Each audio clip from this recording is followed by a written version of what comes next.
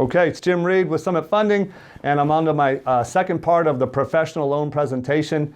And there's two segments of this part. The first one is, why use Summit Funding, which is your opportunity to tell them a little bit about the company that you work for. And then the second one is a two-way street promise, which is going to set them up for how to refer you.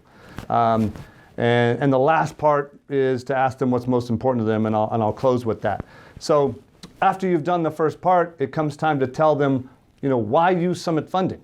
And I don't think you should wait for them to ask you, why should I use you? I think it should come out very early. Why use Summit Funding? Why do you, as a loan officer, this is what I want you to think. As a loan officer, why do you work at Summit Funding? Why do you work at Summit Funding from the perspective of what's in it for the client? Not what's in it for you, not the comp plan or any of that stuff. But why do you choose Summit Funding in terms of servicing the client? So let me tell you why I do. I work at Summit Funding because we're a banker and we're a broker. And we're a Fannie, Freddie, and Ginnie seller servicer. And those words don't mean anything to them. So you got to explain every single one of them. We're a banker and a broker because as a banker, we've got way more flexibility in the terms of the loans we are willing and able to do. Willing and able. By being a seller servicer, everybody's able to do the same loans. That's the truth. But not everybody's willing to do them because some loans have more risk. And not all loan companies are built to service purchase people. And our company is built to service purchase people. People who get referred by realtors and people who get referred by builders. So sometimes we're willing to do loans that other people, even though they can, choose not to because they're not trying to service those referral partners. We don't do any advertising, none. All we do is get our business from our referral partners, so we have to make sure we take care of their clients. So being a seller servicer is a big deal. We've got the ability to go lower on credit scores. We've got the ability to add more down payment assistance programs. We've got the ability to do loans that other people won't do. And what that means to you simply is more options. In addition to that, sometimes we broker the loan out. And that means if there's a program that fits you, the client, better, we'll send it out.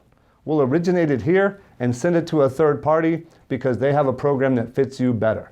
By doing that, we're taking care of you, the borrower, plus we're taking care of the realtor, and that's how we earn our repeat business. So being a banker broker is a really big deal. Being a seller servicer is a really big deal. The second part is to tell them the story that I tell is that we do business on a two-way street. And here's what that means. My promise to you is to be totally upfront and honest with you about what we can do and what we cannot do.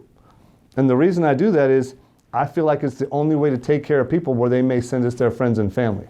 So if I promise to be honest to you, you've got to tell me all the good and the bad and everything up front. Does that sound good? And then pause like that and wait for them to nod and say yes. When they do, that's the agreement. You've broken one of the trust barriers, and now you've made a promise and they've made a promise, and the relationship will grow a little bit. So two-way street is a big deal. At the second part of the two-way street, you say, now, the reason I do that is because we get 100% of our business by referral. And the only way I know how to do that is to keep those two promises we just made to each other.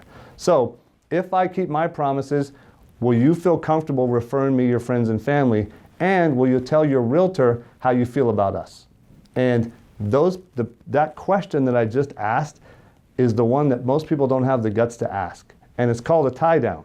And the reason we do that is because I'm trying to let them know that, hey, I count on you. I don't spend money in advertising. So I want to take good care of you. I'm going to be honest. I'll even tell you when I don't know, I can't do your loan, I don't know how. So that your response is that you'll be comfortable sending me friends and family. I think that's a big deal and you can't skip it. Now at the end of that, I want you to ask this question. I want you to say, now, when it comes to getting a home loan, what keeps you up at night? What's one or two things that you want to make sure that you don't forget to ask me that your friends or your family or someone told you about? What's one or two things that you want to make sure you ask me? And they're going to tell you. So when they tell you, you grab your pen and your paper and you write it down. Must write it down.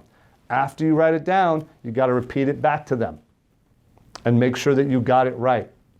Okay, that's called a connection versus a disconnection. And then after that, you got to ask them why. Why is it such an important thing? Why is it a big deal to them? So the normal ones are, and the first one, normal one is, hey, I'm really concerned about making sure my payment doesn't go over $1,600 a month. Oh, okay, I got that. You want to make sure it doesn't go over $1,600 a month. Now, you mean with all the taxes and insurance in? Yeah, Jim, that's what I mean, $1,600 no matter what. Okay, great, that's excellent. Now, why is that such a big deal to you? Why do you not want it to go over $1,600? They look at you like, what do you mean? And you just sit there and be quiet, and they'll be like, well, we pay $1,500 a month in rent now, and we don't think we can afford much more.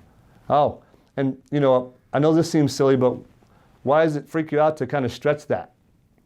And they look at you again. Well, I got 2 kids, and one of them's in private school, and the other one's in preschool, and I got expenses. Now you've found something to talk about with them other than a loan that you can relate to. You got kids, you got grandkids, you got nieces and nephews, they're in private school. You must take that opportunity to connect with them at a different level than the loan, because then the loan is not such a big deal.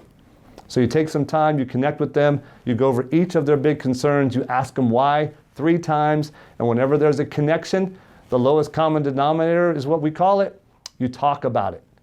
Share some of your pain. Always remember this, they have a bigger fish.